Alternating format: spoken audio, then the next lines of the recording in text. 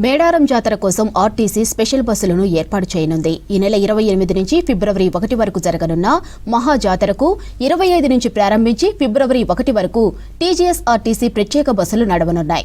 ఈ ఏడాది మహిళలకు ఉచిత ప్రయాణ సౌకర్యం అమల్లో ఉండటంతో దాదాపు 20 లక్షల మంది భక్తులు ఆర్టీసీ బస్సుల్లో ప్రయాణిస్తారని అధికారులు అంచనా వేస్తున్నారు.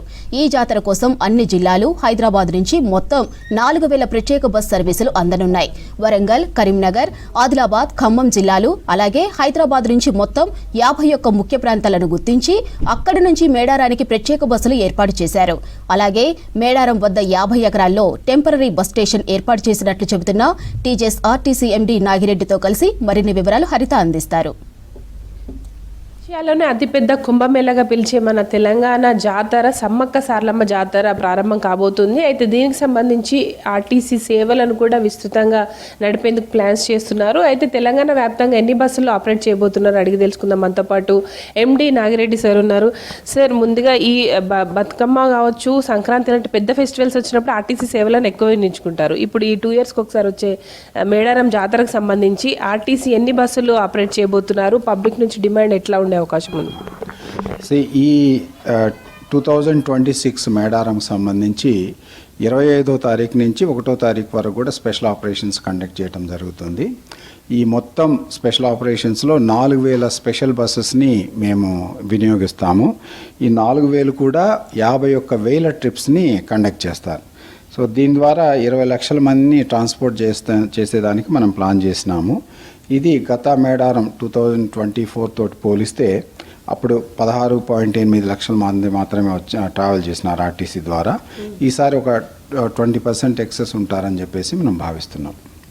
సో ఈ మొత్తం ట్రాఫిక్ కూడా 51 పాయింట్స్ మెయిన్లీ మనకి వరంగల్, కరీంనగర్, తర్వాత ఆదిలాబాద్, ఖమ్మం ఈ డిస్ట్రిక్ట్స్ ఉంటాయి. దాంతోపాటు హైదరాబాద్ నుంచి చాలా ఎక్కువ ట్రాఫిక్ ఉంటుంది మేడారంకి. సార్, ముఖ్యంగా మహాలక్ష్మి బస్సులకు కూడా చాలా డిమాండ్ ఏర్పడే అవకాశం ఉంది. ఎందుకంటే జాతరకు ఫ్యామిలీతో చాలా వరకు వెళ్తుంటారు కాబట్టి దానికి సంబంధించి మహాలక్ష్మి వర్తించే బస్సులు ఎన్ని ఉండొచ్చు సార్ ఈ 4000 బస్సుల్లో? ఆల్మోస్ట్ అంటే ఎక్సెప్ట్ ఏదైనా సూపర్ లగ్జరీ బస్సెస్ ఏమన్నా ఉంటే తప్ప మోస్ట్ ఆఫ్ ది బస్సెస్ అన్నీ కూడా అన్నిటిలో మహాలక్ష్మి వర్తించేటే ఎక్స్ప్రెస్ కానీ ఆర్డినరీ ఆ సర్వీసెసే మ్యాక్సిమం ఉంటాయి. So very few other buses ఉంటాయి. కాబట్టి మహాలక్ష్మి ఎవరైతే బెనిఫిషియరీస్ ఉన్నారో మ్యాక్సిమం బస్సెస్లో ట్రావెల్ చేయవచ్చు.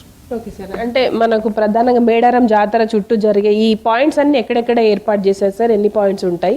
సో ఇంతకుముందు నేను చెప్పినట్లు టోటల్ 51 ఏరియాస్ నుంచి ఈ యొక్క స్పెషల్ ఆపరేషన్స్ ఉంటాయి.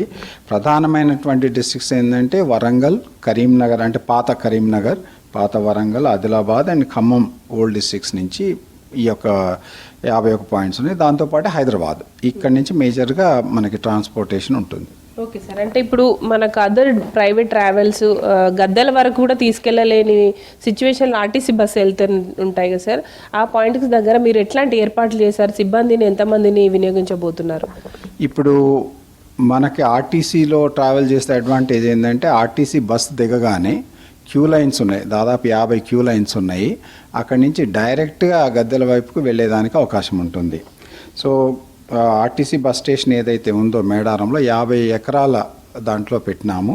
దాదాపు 20,000 మంది ప్యాసింజర్స్ ఎట్ ఏ టైం అక్కడ దిగేదానికి ఎక్కేదానికి ఏర్పాటు చేయడం జరిగింది. సో దాంతోపాటే క్యూ లైన్స్ కూడా డైరెక్ట్గా గద్దెల దగ్గరికి వెళ్తాయి. సో అందుకోసము ఈ యొక్క మేడారంకి వెళ్ళేటటువంటి భక్తులు ఎవరైతే ఉన్నారో ఆర్టీసీని ఎంచుకుంటే డైరెక్ట్ బస్ దిగటం, దర్శనం చేసుకోవటం, మళ్ళీ రిటర్న్ బస్ ఎక్కటం. సో లైక్ మనం జనరల్గా అక్కడ ఆపరేట్ చేసే ఫ్రీక్వెన్సీ ఎంత అంటే ఎవ్రీ మినిట్కి 4 బస్సెస్ని మనము బయటికి పంపిస్తున్నాం. అంటే ఎవ్రీ 15 seconds ఒక బస్ బయలుదేరుతూ ఉంటుంది. సో ఆ విధంగా కంటిన్యూస్గా బస్సెస్ నడిపించడం జరుగుతుంది. కాబట్టి ప్రజలకి ఎవరైతే ప్రయాణికులు ఉంటారో వాళ్ళకి చాలా సులువుగా బస్సెస్ని అందజేయడం జరుగుతుంది. సార్, మేడారం ప్రధాన జాతర టైంలో ట్రాఫిక్ జామ్ కూడా ఎక్కువగా ఉంటుంది కాబట్టి ఇప్పుడు బస్సుల కోసం ప్రత్యేకంగా ఏమైనా రూట్ మ్యాప్ క్లియరెన్స్ కావచ్చు, దాంతోపాటు ఇతర శాఖలతో ఎట్లా కోఆర్డినేట్ చేయబోతున్నారు? ఆల్రెడీ నేను తర్వాత ఎంటైర్ ఆర్టీసీ ఈడీలు కానీ తర్వాత మిగతా స్టాఫ్ అంతా కూడా మేడారంలో కోఆర్డినేషన్ మీటింగ్ ఏర్పాటు చేయడం జరిగింది. సో దానికి జిల్లా కలెక్టర్, ఎస్పీ అందరు కూడా అటెండ్ అయినారు. సో ఈసారి గతంతో పోలిస్తే ఈ యొక్క ఆర్టీసీ ట్రాఫిక్ ఏదైతే ఉందో చాలా సులువుగా ఈజీగా వెళ్ళే విధంగా ఏర్పాట్లు చేయడం జరుగుతుంది. ఈ యొక్క రూట్ కూడా ఆల్రెడీ డిసైడ్ అయిపోయింది. మనకి వరంగల్ నుంచి ఎవరైతే వెళ్తున్నారో వరంగల్ నుంచి తాడ్వాయి నుంచి డైరెక్ట్గా మేడారంకి ఈ రూట్ ఏదైతే ఉందో అది ఓన్లీ ఆర్టీసీ బస్సులు, కొద్ది మంది విఐపి పాసెస్ ఉన్నటువంటి కార్స్ ఏవైనా ఉన్నాయో ఇంపార్టెంట్ విఐపీల వరకే అందుట్లో అలౌ చేస్తారు. కాబట్టి మనకి ఎక్కడా కూడా అబ్స్ట్రక్షన్ ఉండదు. జాతరకు ముందు కూడా ప్రతి ఆదివారం తర్వాత బుధవారం ఏదైతే ఇంపార్టెంట్ డేస్ ఉన్నాయో వాటిల్లో కంటిన్యూస్గా ఎక్స్ట్రా బస్సెస్ నడిపిస్తున్నాము.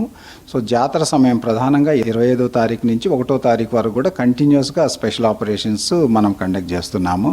ఇంతకుముందు చెప్పినట్లు 4000 బస్సులు కంటిన్యూస్గా ట్రిప్స్ నడిపిస్తూ ఉంటాయి. మనము మేడారం కోసం అందరు ఆల్మోస్ట్ 200 మంది ఆఫీసర్సు, తర్వాత 10,500 మంది సిబ్బందిని ఇంక్లూడింగ్ 7,000 మంది డ్రైవర్స్ని మనం ఎక్స్ట్రా అందుట్లో పెట్టడం జరిగింది. సో కాబట్టి ఈ మేడారంకి వెళ్ళేటటువంటి భక్తులు ఎవరైతే ఉన్నారో ఆర్టీసీ సేవల్ని వినియోగించుకొని బాగా ఈజీగా సులువుగా దర్శనానికి వెళ్ళే విధంగా ప్రయత్నం చేయవలసిందిగా కోరుతున్నాను. ఎస్, చూడొచ్చు మొత్తంగా అయితే తెలంగాణలో జరుగుతున్న అతిపెద్ద జాతర అయిన సమ్మక్క సారలమ్మ మేడారం జాతరకు ఆర్టీసీ ప్రత్యేక ఏర్పాట్లను చేస్తోంది. ముఖ్యంగా వివిధ జిల్లాల నుంచి వెళ్లే భక్తుల కోసం 4,000 బస్సులు అయితే అందుబాటులో ఉండనున్నాయి. దీంతో పాటు మెయిన్గా గద్దెల వరకు కూడా ప్రత్యేక క్యూ లైన్లు ఉండడంతో బస్సులు ఆ క్యూ లైన్ల వరకు కూడా వెళ్లేందుకు అన్ని రకాల ఏర్పాట్లు చేస్తున్నట్లు అధికారులు చెప్తున్నారు. కెమెరా పర్సన్ ప్రశాంత్తో హరిత, V6 న్యూస్, హైదరాబాద్.